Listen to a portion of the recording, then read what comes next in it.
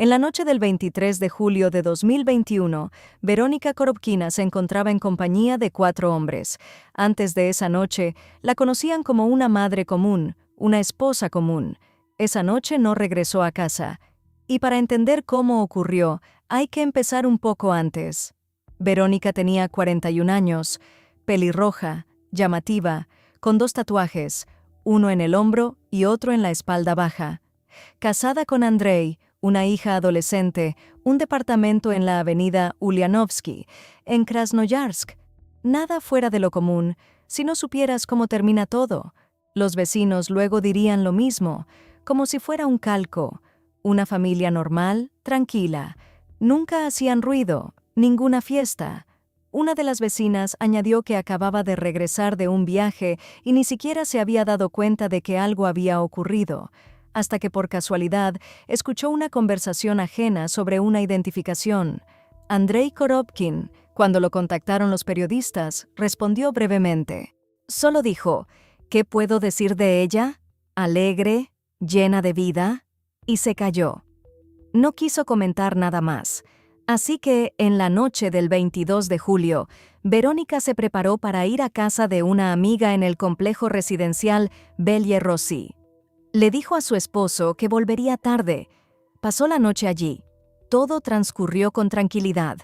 Más tarde, en los expedientes del caso, aparecerían las declaraciones de un taxista, y justamente a partir de ellas se empezaría a armar la cadena de eventos. Verónica se subió al auto y dio una dirección en la avenida Ulianovsky, un viaje habitual, corto. Entonces, sonó su teléfono. ¿Quién estaba del otro lado? El taxista no lo escuchó. Solo notó que después de la llamada, ella cambió la dirección.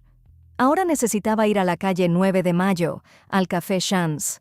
El Café Chance era un lugar con su propia particularidad, de esos que están abiertos cuando todo lo demás ya cerró. Alcohol barato, público aleatorio, pocas preguntas. No era un punto delictivo en el sentido literal, pero tampoco el tipo de lugar al que se va después de una cena familiar. ¿Quién exactamente llamó a Verónica? Eso vendría después. Pero en ese momento, ni el taxista ni nadie más sabía que esa llamada había alterado el rumbo no solo del viaje, sino de todo lo que sucedería después. El taxista la dejó en el Chance y se fue. Verónica entró sola. Adentro, terminó sentada en una mesa con 4 hombres. No eran locales, al menos no todos. 2 eran hermanos del distrito de Berezovsky, un suburbio de Krasnoyarsk. Los otros 2 venían de la región de Voronezh.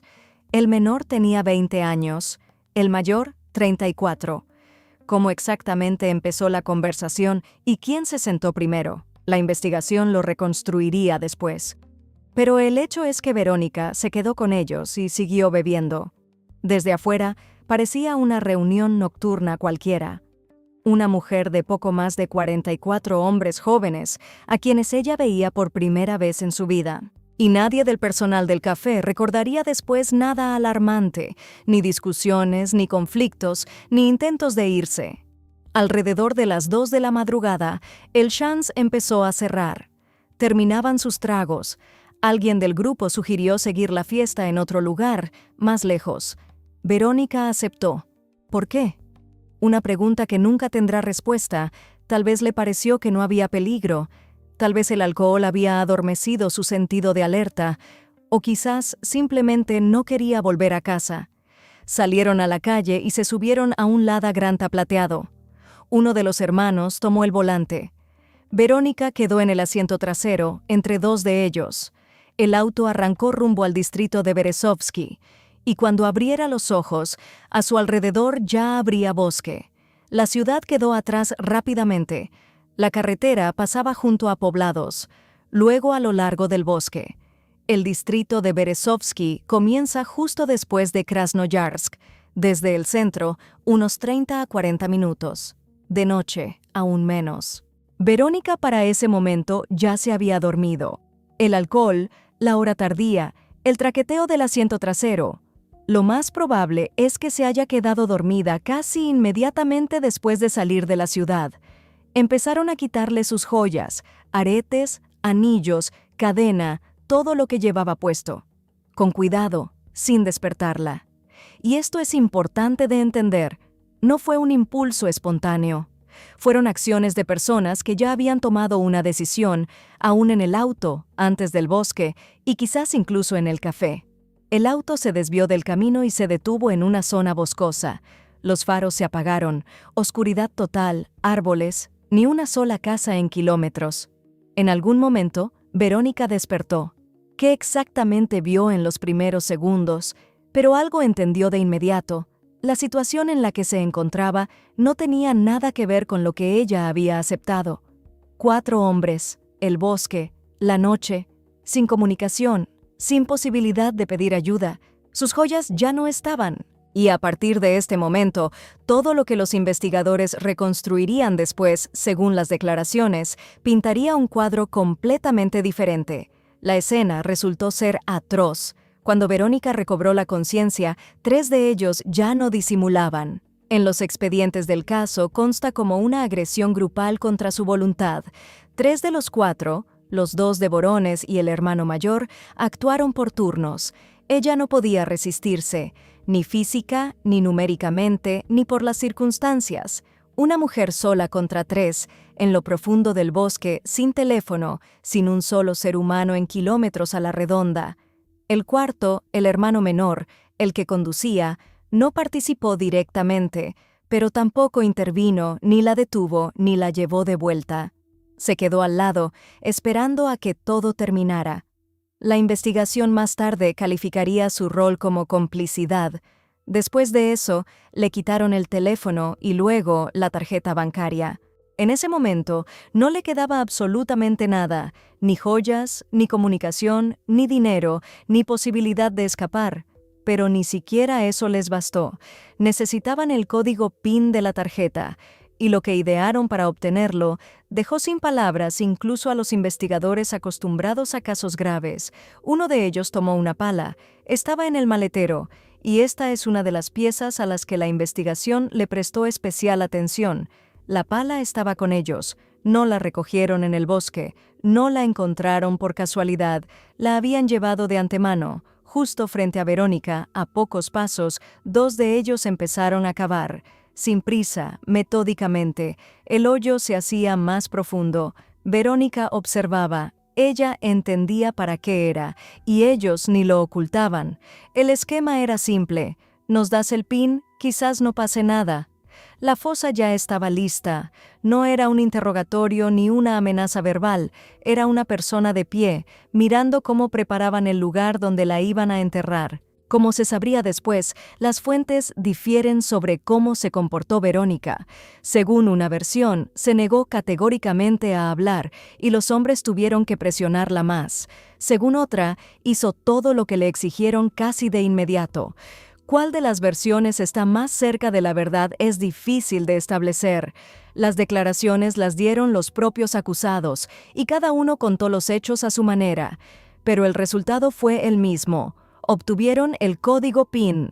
Verónica entregó todo lo que le quedaba, el código de la tarjeta, lo último que aún tenía algún valor para ellos.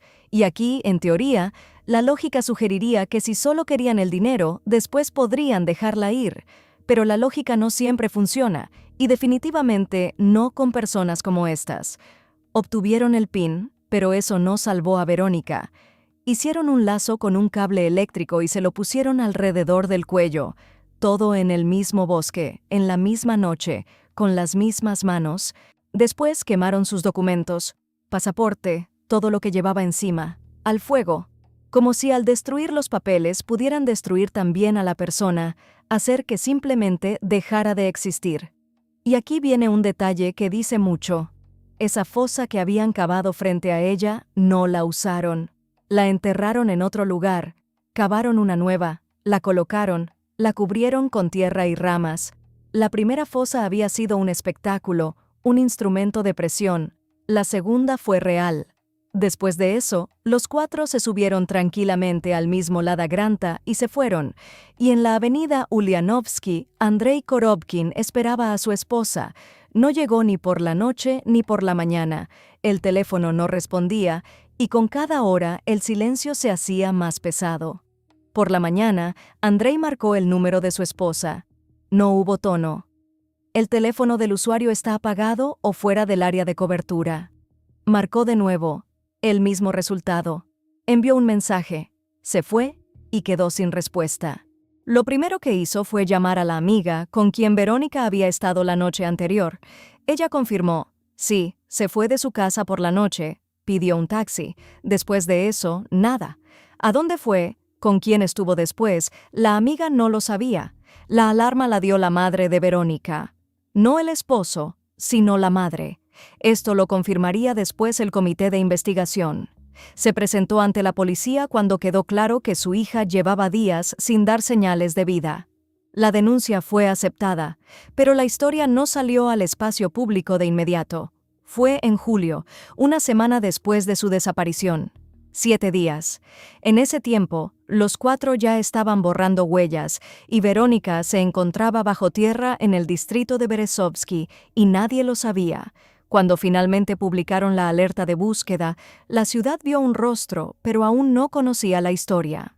Y a partir de ese momento, la policía empezó a reconstruir la ruta. Interrogaron al taxista, revisaron las grabaciones de las cámaras, el último trayecto hasta el Café Chance, y en una de las grabaciones apareció un Lada Granta plateado. Las cámaras del café funcionaron. No todas, pero las suficientes. La grabación captó el momento en que Verónica sale del local acompañada. Junto a ella, un grupo de personas. Caminan hacia un auto estacionado. La matrícula se puede leer. A partir de ahí, procedimiento estándar.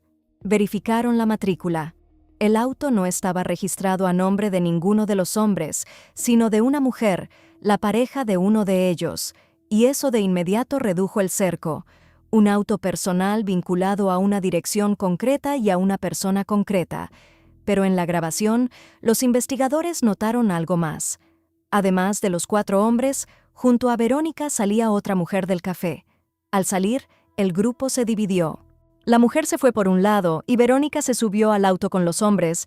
¿Quién era esa mujer? Si sabía lo que ocurriría después, si era una conocida casual o parte del grupo. En ese momento la investigación no lo tenía claro. Como se sabría más tarde, la empezarían a buscar por separado. El comité de investigación incluso publicó un llamado público pidiendo a esa mujer que se presentara a declarar. Pero la pista principal ya estaba en sus manos. El auto, la propietaria, a través de ella, su pareja, un residente del distrito de Berezovsky, de 29 años. Se llamaba Mikhail Ivanov. El 1 de agosto, el equipo de búsqueda llegó a un punto en la zona boscosa del distrito de Berezovsky. Una fosa, tierra, ramas, todo quedó documentado. Los indicios de un desenlace violento eran evidentes incluso antes de la pericia. El comité de investigación abrió una causa penal ese mismo día. Los detalles no fueron revelados ni a los periodistas ni a la familia. La formulación fue estándar, hallazgo con indicios de carácter criminal. Para la investigación fue un momento esperado y a la vez decisivo. Esperado porque la ruta, las cámaras y el auto ya apuntaban en una sola dirección. Decisivo porque el caso pasó de ser una búsqueda de persona desaparecida a una investigación sobre lo que le hicieron. Pero para Andrei Korobkin, para la madre de Verónica, para los vecinos de la avenida Ulianovsky, fue el fin de la esperanza. Esa esperanza frágil, absurda, pero resistente que se mantiene mientras no haya una confirmación definitiva. Ahora la había, de la más alegre, la más llena de vida, a un número de expediente penal. Krasnoyarsk se enteró y la ciudad exigió respuestas, pero la investigación guardó silencio. Las autoridades se negaron a hacer comentarios en interés de la investigación y al día siguiente del hallazgo detuvieron al primer sospechoso. Se negó a hablar. El 2 de agosto, Mikhail Ivanov fue detenido. La operación no llevó mucho tiempo. Vivía en Berezovsky, no se había ido a ningún lado. Lo más probable es que no pensara que llegarían hasta él tan rápido, o creía que una fosa en el bosque era garantía suficiente. No mostró señales visibles de arrepentimiento. Negó toda responsabilidad de manera categórica, en todos los cargos. Declaró de forma seca, breve, y la mayor parte del tiempo guardó silencio. Más tarde, su abogado intentaría impugnar el arresto, sin éxito, y el verdadero carácter de Ivanov se revelaría más adelante, en el juicio. Cuando una periodista encendió la cámara en el pasillo, él se volteó bruscamente. ¿Y qué hace ella ahí parada, filmando? ¿Qué está filmando? 30 minutos después de esa frase, le leerían la sentencia. Fue quien recibió la condena más severa de los 4. Pero hasta el juicio, en ese momento, aún faltaba mucho. La situación era la siguiente: 1 detenido, 3 en libertad. Y no solo en libertad. Para cuando detuvieron a Ivanov, su hermano y los 2 de Voronezh ya habían abandonado la región de Krasnoyarsk, se habían dispersado, desaparecido. Unos volvieron a la región de Voronezh, otros se fueron aún más lejos. La investigación conocía sus nombres, pero no sabía dónde estaban. Así comenzó la cacería, y se extendería por casi un año. Ivanov estaba en prisión preventiva. Los otros 3 ya se encontraban lejos y cada uno intentaba desaparecer a su manera. Los 2 de Voronezh se fueron primero rumbo al oeste hacia sus familiares. La región de Voronezh está a casi 4.000 kilómetros de Krasnoyarsk. Contaban con la distancia. Cuanto más lejos de aquel bosque en Berezovsky, menos probabilidades de que alguien los alcanzara. Y por un tiempo, ese cálculo funcionó. El hermano menor, Sundar Ivanov, se comportó de otra manera. No huyó de la región, se quedó en Krasnoyarsk, pero intentó pasar desapercibido. Cortó la comunicación, cambió sus hábitos, trataba de no dejarse ver. Lo detendrían después. Mientras tanto, la investigación conocía su nombre, pero no su paradero. El comité de investigación los declaró en búsqueda federal. Eso significaba que la información sobre ellos llegó a todas las divisiones territoriales del país. Fotos, datos personales, alertas, todo eso circulaba ahora desde Kaliningrado hasta Vladivostok. Pero una orden de búsqueda no es lo mismo que una detención. Entre la palabra buscado y la palabra detenido, a veces pasan meses. En este caso, así fue. Y aquí vale la pena volver a un detalle. Las joyas de Verónica, que los 4 llevaron a una casa de empeño esa noche, les dieron efectivo. Poco, según cualquier criterio de sentido común. Casi nada. Toda la vida de una mujer de 41 años, una cadena, convertida en una suma que apenas alcanzaba para un tanque de gasolina y un par de días de comida. Por eso cavaron la fosa, por eso usaron el cable y por eso huyeron a través de medio país. Al segundo lo encontraron 5 meses después, a miles de kilómetros de Krasnoyarsk. En diciembre de 2021, los agentes localizaron al sospechoso de 20 años en Voronezh. Estaba en búsqueda federal, pero no se esforzaba demasiado por esconderse. Probablemente pensaba que Krasnoyarsk estaba lejos y no lo alcanzarían. Lo alcanzaron. La detención transcurrió sin resistencia. Lo trasladaron a Krasnoyarsk. Para entonces, la investigación ya contaba con las declaraciones de Mikhail Ivanov. Aunque éste negaba su responsabilidad, el panorama se iba armando pieza a pieza. Cámaras, ruta, auto, casa de empeño. Y ahora había una segunda persona a la que podían interrogar. ¿Qué dijo exactamente en los primeros interrogatorios? No se revela en las fuentes públicas. Pero para ese momento, la investigación ya había recalificado el caso. Ya no se trataba de un solo sospechoso, sino de un grupo, 4, y 2 de ellos seguían en libertad. La geografía de este caso se extendía por el mapa: distrito de Berezovsky, Krasnoyarsk, Voronezh, y todavía faltaban más detenciones. En la noche del 28 de abril de 2022, 9 meses después de aquella noche en el bosque, los agentes ya estaban en la región de Voronezh. No iban a ciegas. Para entonces, la investigación conocía el nombre del tercero: Samir Jristu, 34 años. Pero encontrarlo resultó más difícil que al segundo. Jristu no se quedó en la ciudad ni se escondió con familiares. Se estableció en un pueblo, tranquilo, discreto, con una mujer local. Vivía como alguien que no tiene prisa y no huye de nadie. Una rutina normal, una casa normal. Desde afuera, nada sospechoso.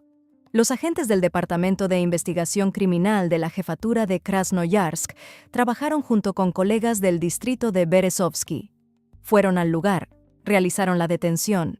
Christou fue trasladado a Krasnoyarsk y puesto bajo arresto. El tribunal del distrito Selesnodorosny autorizó su detención por 2 meses. Ahora eran 3 en prisión preventiva. Y aquí ocurrió un cambio importante.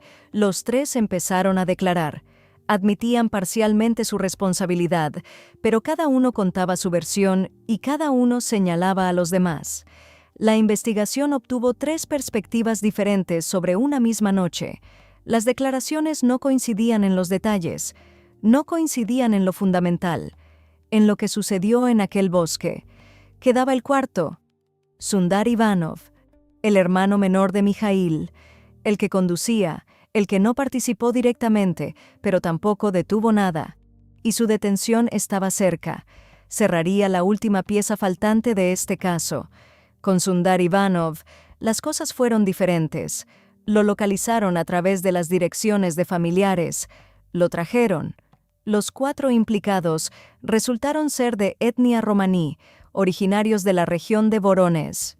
Cuando los agentes de Krasnoyarsk empezaron a rastrear las conexiones de los detenidos, dieron con la comunidad. Y aquí ocurrió algo que la investigación probablemente no esperaba. El líder de la comunidad colaboró con las autoridades, no encubrió a los suyos, no guardó silencio, no desvió la atención. Al contrario, estableció comunicación con la policía y personalmente llevó a uno de los buscados a la comisaría. Sundar tenía 24 años en ese momento. El hermano menor de Mijail, el que esa noche conducía el Lada Granta, el que llevó a todos al bosque, esperó mientras todo sucedía y luego los llevó de vuelta. Ahora los 4 estaban bajo arresto. Mijail Ivanov, desde agosto de 2021, el segundo desde diciembre, Samir Christou desde finales de abril de 2022 y por último, Sundar. La investigación se completó. 4 personas, una noche. Café, auto, bosque, cable, fosa, casa de empeño, huida. La policía de Krasnoyarsk dedicó un episodio especial de su programa Ley y Orden a esta búsqueda. La cacería duró casi un año, pero terminó. Ahora la palabra la tenía la justicia. Pero quedaba una persona más que nunca se sentó en el banquillo de los acusados, y no porque hubiera huido, sino porque la investigación no logró encontrarla, o más bien, encontrarla a ella. En 2021, el Comité de Investigación emitió un llamado público. Los investigadores buscaban a una joven que en la noche del 23 de julio se encontraba en el Café Chance junto con Verónica y los 4 hombres. En las grabaciones de las cámaras se la podía ver. Baja, cabello oscuro con mechas claras, corte bob alargado, vestido azul claro. Nombre presunto, Aliona. Edad aparente, entre 23 y 25 años. La investigación quería respuestas. El llamado se publicó con la descripción física, pidiendo a quien la reconociera que contactara a las autoridades. Los medios de Krasnoyarsk y Voronezh difundieron la alerta. El resultado es desconocido. En las fuentes públicas no hay ni una sola mención de que Aliona haya sido encontrada, ni confirmación ni negación. Quedó como una figura de cámara de seguridad, la chica del vestido azul que se fue en otra dirección. Quizás eso le salvó la vida, quizás sabía más de lo que nadie pensaba, o quizás no sabía nada. Ese hilo quedó suelto, y el caso llegó a juicio sin ella. El 5 de mayo de 2023, el Tribunal Regional de Krasnoyarsk comenzó la lectura de la sentencia. En la sala, 4 acusados, escolta, periodistas y la madre de Verónica, Svetlana. Estaba sentada a 2 metros de quienes le hicieron eso a su hija. La lista de cargos tardó en leerse: robo agravado en grupo, agresión sexual grupal, destrucción de documentos, asalto. Y lo principal, lo que ocurrió al final de aquella noche en el bosque. 4 hombres, 4 roles, una víctima. La investigación calificó las acciones de cada uno por separado, según su grado de participación. En la sala, los 4 se comportaron en silencio. Muy diferente a aquella noche. Callados, no respondían a las preguntas de los periodistas. Cuando se acercaron a uno de ellos con un micrófono para preguntarle si estaba de acuerdo con la sentencia, la respuesta fue breve: «Vamos afuera». La madre de Verónica luego lo diría sin rodeos: 23 años, y hasta hoy no ha admitido nada. La familia de los hermanos Ivanov no entró a la sala. Esperaron afuera. Cuando los periodistas se les acercaron, respondieron: «No, no queremos nada, estamos bien, señorita, no entendemos ruso». Entre los dos hermanos tenían 6 hijos pequeños. Las esposas quedaron en libertad, y Svetlana estaba sentada en la sala, tranquila. Ya no había lágrimas. En 2 años simplemente se habían agotado. Pero dijo algo que quedó grabado en la memoria de todos los que la escucharon. Él podría haberla salvado. Sundar, cuando fue a comprar cerveza a la comunidad, enfrente había donde pedir ayuda. Podría no haber ido por cerveza, sino por auxilio. No la tocó con un dedo, pero igual recibió 5 años. La jueza leyó las condenas. Mikhail Ivanov, 23 años en una colonia de régimen estricto, más 1 año de restricción de libertad tras su liberación. La condena más alta de los 4. Samir Jristu, 21 años de régimen estricto, el que se había establecido en un pueblo con una mujer local. La segunda condena más severa y el segundo en grado de participación en lo ocurrido en el bosque. Stil Mihai, 6 años y 6 meses en una colonia de régimen general. El más joven de los 4. Su papel fue calificado de manera diferente por la investigación. No participó en todo. Sundar Ivanov, 5 años de régimen general. El conductor. El que llevó, esperó y se los llevó.